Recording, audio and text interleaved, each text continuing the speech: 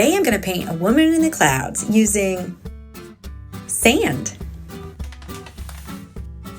I'm Melanie Florio and welcome to my studio where I paint quirky, nostalgic paintings in a realistic style. Paint along with me if you'd like. My first step for this painting is putting the grid up and then transferring my drawing to it. I'm using yellow ochre and turpenoid to thin the color and create a light drawing. These are the colors that I used: titanium white, cadmium chartreuse, yellow ochre, sinopia, cad red light, cad orange, canton rose, Portland warm gray, and cerulean blue.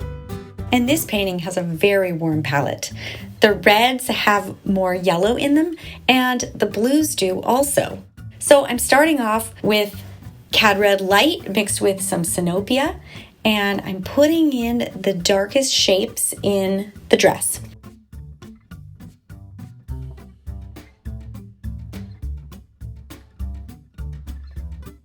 I sped things up a bazillion, and this is my process. Now I'm painting the hair using sinopia, which is a warm dark red. I'm going to paint the dress now.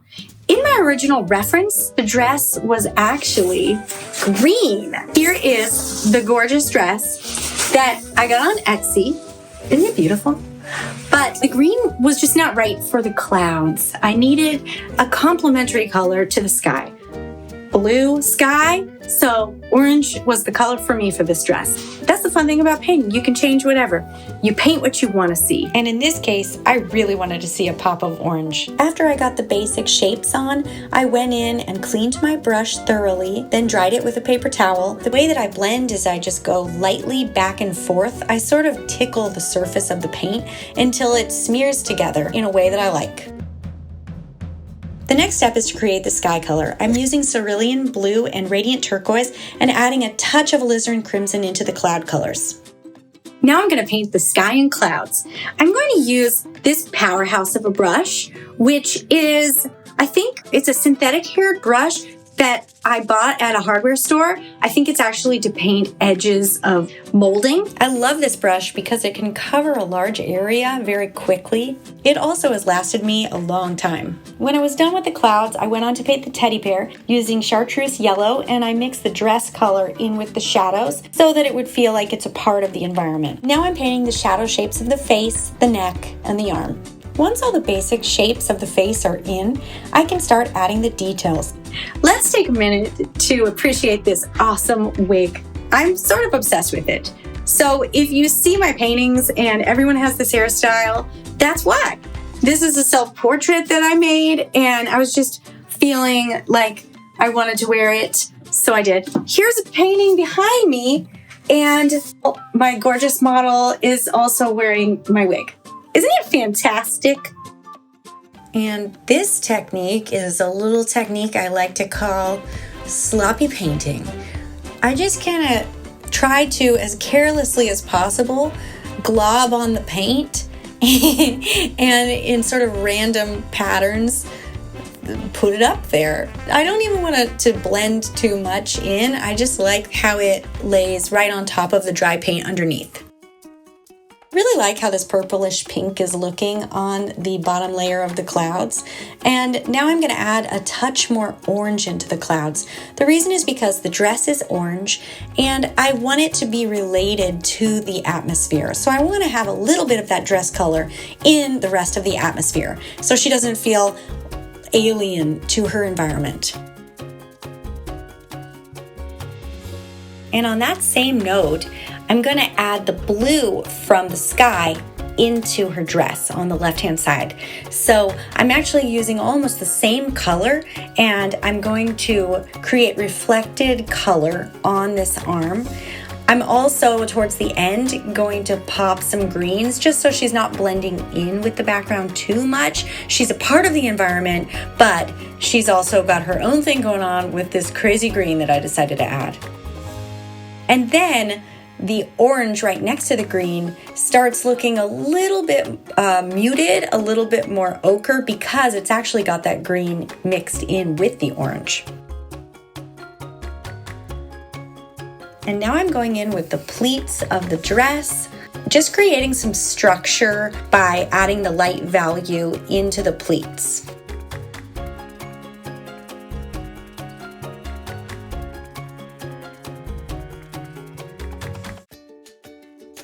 And it's mixing time again. So now I'm mixing up my next string of colors and applying them for the shadow colors in the clouds.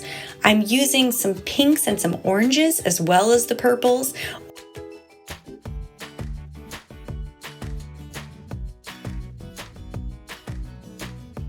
I want things to relate, so the orange from her dress is going into the clouds so that she becomes more a part of that environment.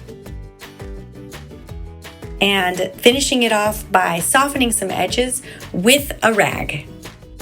And now I'm cutting a makeup sponge because it got a little crusty where it had dried, and I'm smushing some paint around. Take the shaving brush, go around the shape,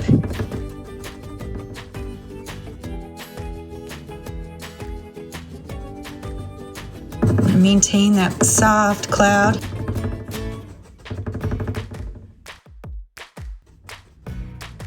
Now let's do this one.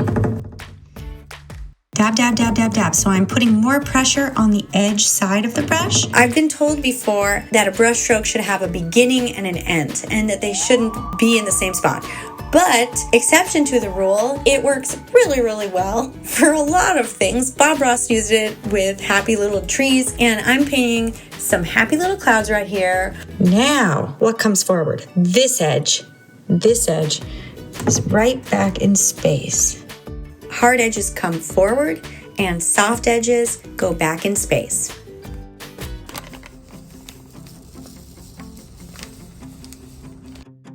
I want to play.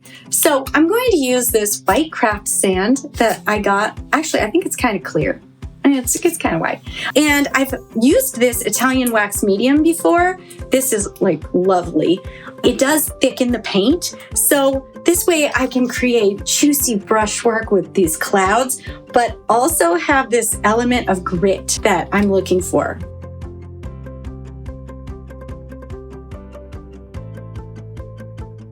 After the consistency of the wax and sand is the way that I want it, I'm adding some paint to it, obviously, to create the color of the clouds. And then I'm actually going to apply it with a brush and also with a palette knife in the thicker parts. I want to lay it on thick and make sure that my values are just right. That means the darks are in interesting spots and the lights are in interesting spots, and it's flowing like a cloud. And then once the shapes are working, I'm going to go in with my blending brushes and maybe my fingers and rags and anything I can think of to blend these edges together in a way that's really cool and exciting and dynamic. I gotta say, I think this was the most fun part of this painting, was laying in these thick clouds. I also really enjoyed the sound that the sandy paint was making as I pushed it onto the surface of my panel.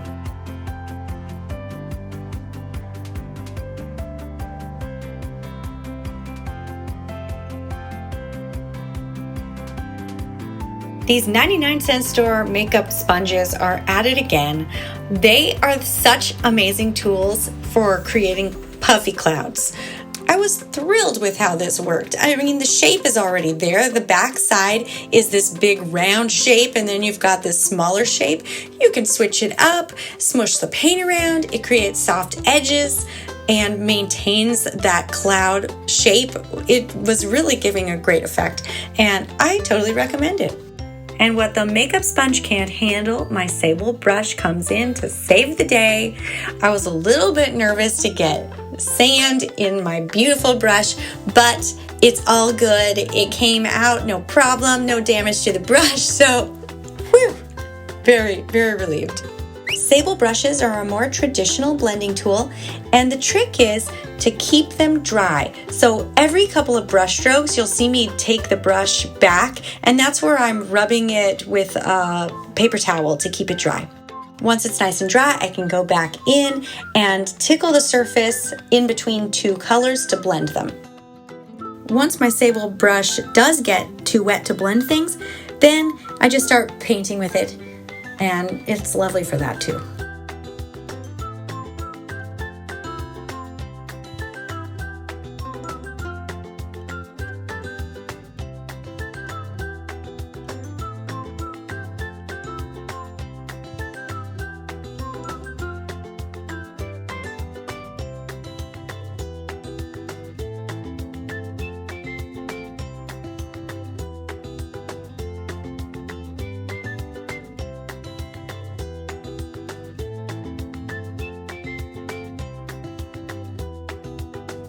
I like to use a stiffer brush for this, like a bristle brush, and I hold my brush almost parallel to the painting surface, and I glide a little bit of that paint onto the surface. Now, any crevices that the painting has won't pick up the paint, and the paint that's projecting forward more will pick up the paint. So it's very textural and it looks kind of aged, and I really love it.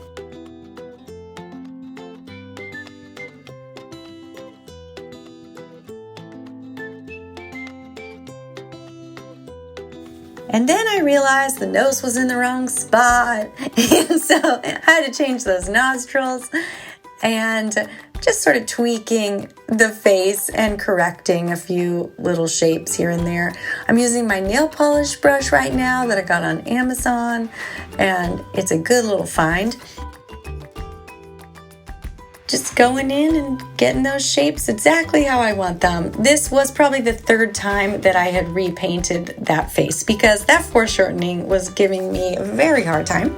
And I'm actually really thrilled with the final result, but it's sort of in a weird stage at this time of the painting. Towards the end, the face was starting to work the way that I wanted it to, but something was just a little bit abrupt about her. She looked a little severe until I added the blue from the atmosphere into the eye. I felt like that was the finishing touch that I was craving this entire time. The lighter value in the eye sort of softened the entire look of the painting. In this painting, I did try to keep the value from becoming too dark at any place, and I felt like that eye, and there are a few little pops of dark in the hair that I don't mind, but that eye was just a touch too severe, and now with the blue, I'm loving it. I'm so happy with it. This finished painting will be available at Lovett's Gallery, and prints will be available at my website, melanieflorio.com. I absolutely love it, and I hope you enjoyed watching. And now, lights out for me.